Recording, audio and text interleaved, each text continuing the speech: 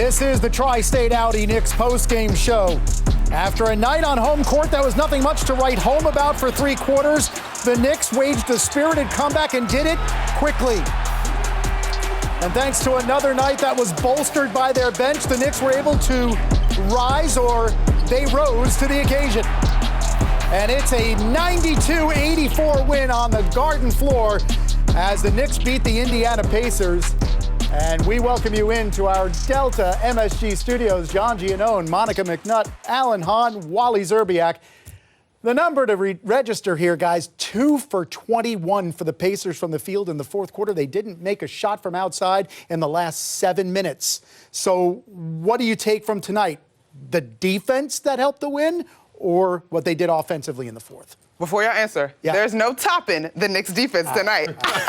Okay, keep going for that. Go ahead, Monica. Take it. You know who the writer is.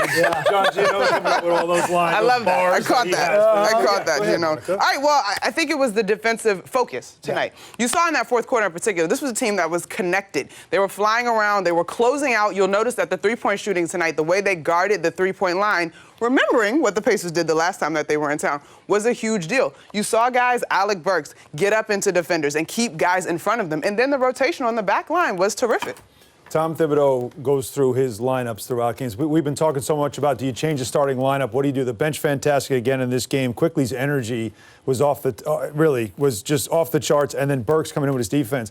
But, you know, as much as Tibbs is asked about starting lineups and changing it, what does he say all the time? Is I find the 5 that works, and that's what I go with. And he did that in this game. It wasn't a typical 5 that he had out there on the floor, but those guys got it done. Yeah, he went with the guys he trusted. You can tell Knicks were backs against the wall. They were really struggling defending. That's not the identity of a Tom Thibodeau team. So he went with the 5 guys on the floor in the fourth quarter that he trusts to play defense.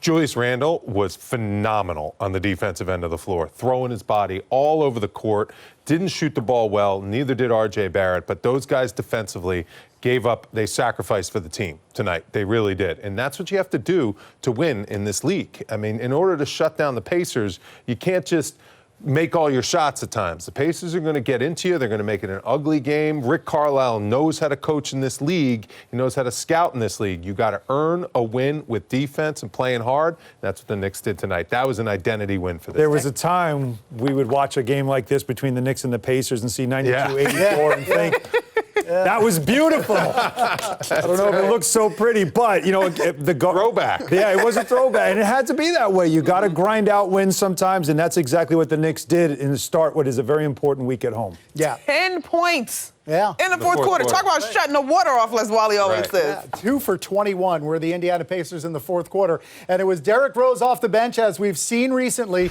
with the Knicks starters struggling. Rose comes in and lights a spark. And here's what he did tonight. 14 points on 7 field goals. Huge in the fourth quarter as well. Had 5 rebounds over 25 minutes. And Derrick Rose got it done. And we're joined inside the Squarespace studio by Derrick Rose, so instrumental in what happened down the stretch. Derrick, thanks for joining us. You outscore the Pacers 23-10 in the fourth quarter. What's more impressive, the 23 or the 10? I mean, man, just to win. Just to win, I could sleep at night, man. You know, we want to be able to play with a certain amount of urgency when we play here, a certain amount of intensity, and we was able to achieve that with playing together. Quick had a hell of a game. All the starters came out and gave us energy in the first half, second half, and with the bench coming in, we just had to fight back and figure things out. Derrick, what was the difference in the fourth quarter with the defense and in the whole game with the defense?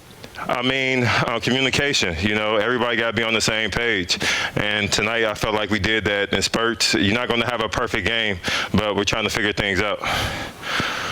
Dude, take a deep breath. What a game. You good? Yeah, I'm good, man. I'm 33, man. Listen, you making it work despite that. But speaking of that, Derrick, you've got tremendous experience in this league.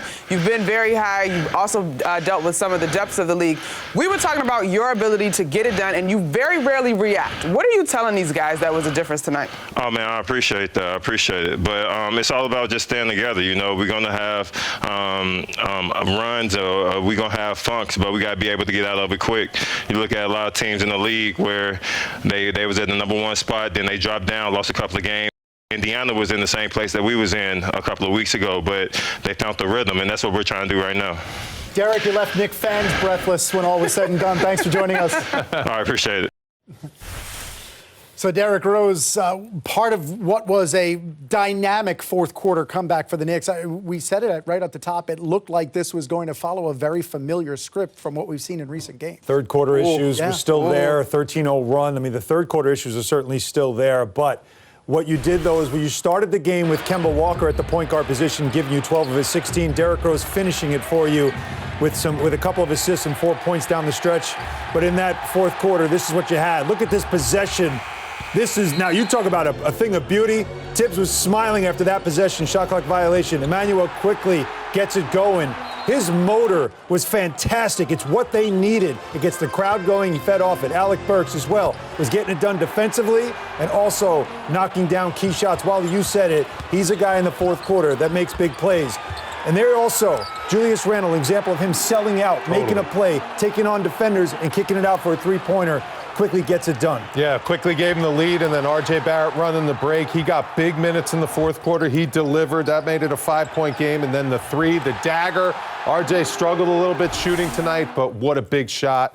And I thought that was a big game for R.J. Barrett. You know, he was in and out of the in and out of the lineup in the fourth quarter. The fact that Coach Thibodeau kept him in there in the fourth quarter, he delivered. His defense was really solid and really good. Hopefully this can help him get out of his little bit of a shooting slump, but that was Tom Thibodeau basketball in that fourth quarter. It was fun to watch. Those guys were playing hard, and they would not let their team lose today. Julius Randle was phenomenal. And with Mitchell Robinson sidelined only 16 minutes with an ankle injury, kudos to Taj Gibson, who was able to play 29 minutes, had 8 rebounds, and played part of that shutdown defense that was so instrumental in the fourth quarter. Plenty more to come on the Tri-State Audi Knicks postgame show. We'll hear from the head coach, Tom Thibodeau. Alan and Wally will head to the Wally Wall for a breakdown, all after this 8-point Knicks win.